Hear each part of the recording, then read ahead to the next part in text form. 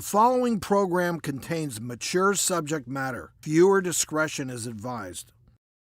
Breakups are tough, but what some people are doing to keep the memory of their ex alive borders on creepy. Imagine your ex keeping your memory alive in virtual reality.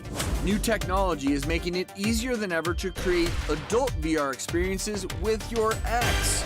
Users report uploading pictures of their ex-flame and generating virtual mates to fulfill sexual fantasies. On Reddit, users share stories about collecting a number of photographs of ex-lovers to generate the most realistic 3D renderings. Others say they use the renderings of an ex so they can sit with them at the dinner table in virtual reality. So is this invasion of privacy or just another way to cope with heartbreak?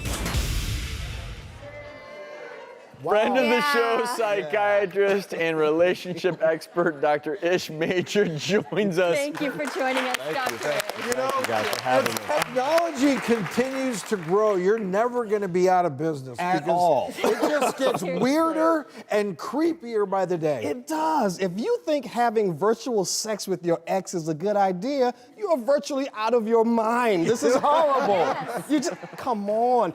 If you got to have imaginary sex with your ex because they no longer want to have real life sex with you, that tells me you've got some seriously unfinished emotional business. But then it's also such a huge violation of privacy. It really I mean, is. someone's taking whatever photos of you they had and they're creating this avatar in virtual reality. Right. And then my understanding is once they've actually created this avatar, they can even sell it to other people online. Right. And even if you gave that image willingly while y'all were together, it was from a place of love and intimacy and trust that you were going to protect that image. Now you no longer have their consent. So just because you it. have those photos, you can't.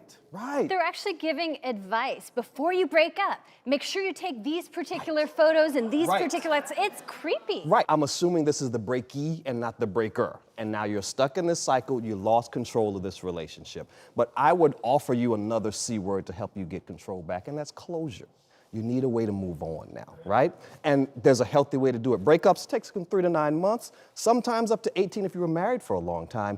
But what you need is time and space to heal, and you don't fill that time and space with images of sex with your ex. And what it does is it idealizes your ex. And we all know once you've been through a breakup and you've had time to heal, a couple years later, you'll look back and you think to yourself, what was I doing?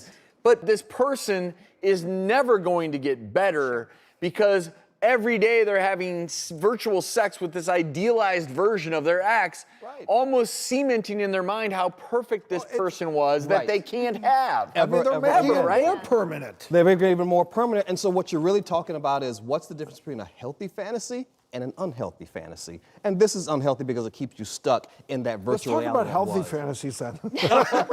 Well, taboos are healthy, right? Because it's a part of the thing that you're not supposed to do. When we can do the thing we're not supposed to do, our brain thinks we're doing the thing that we really want to do. So it makes it nice and tasty. And you got that reward for being the naughty boy or the naughty girl in the bedroom, but no other places that dynamic true.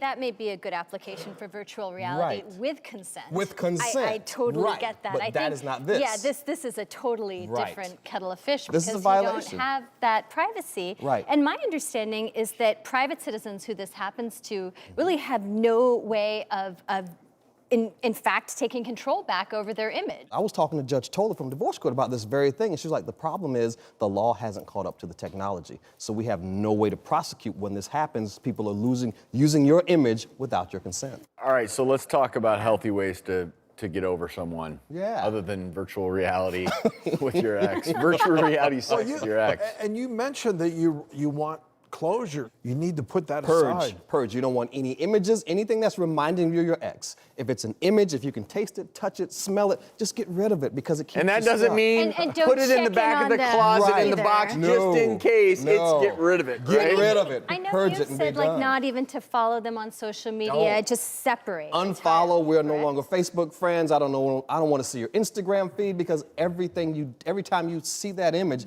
it takes you back to the thing. And we never remember the bad stuff. That's what We you're only saying about remember the the good idealization. stuff, right? And so we look at the pictures like, oh, I remember that night at dinner with that sweater and but you don't forget the big argument you had after that. And so that's the problem. Yeah.